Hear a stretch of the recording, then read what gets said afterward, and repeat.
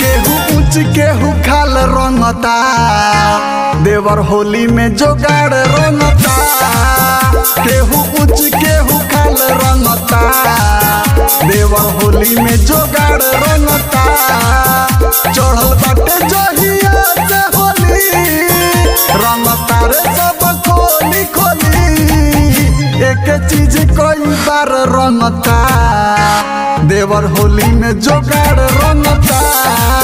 केहू ऊंच केहू खाल रंगता, देवर होली में जोगाड़ रंगता।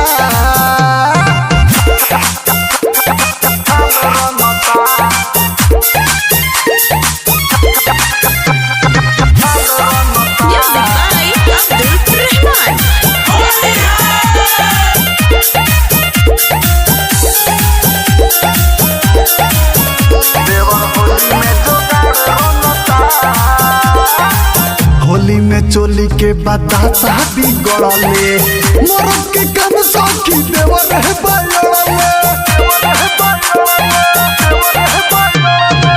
लागेला पाला जब टहले ला रंगवा, ऊपर से नीचे भी जादेला रंगवा।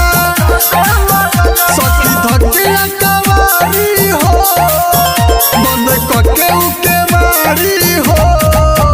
केहू आर केहू पार रंगता, देवर होली में जोगाड़ रंगता।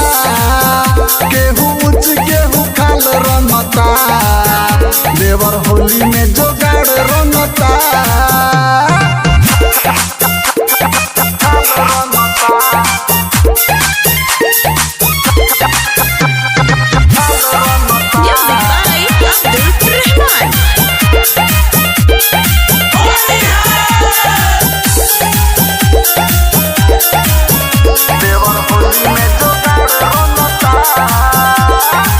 का कहीं सखी रे देवर के बतिया, अरे मजा बोले गंदा बाया बतिया। राजा बाबा डालत गहरे नु बाहो, हमर भातार सखी बहरे नु बाहो। सिउ करत न माना बा, खाली रंग के बहाना बा। ऐसे डाले जैसे साढ़े रंगता, देवर होली में जोगाड़ रंगता।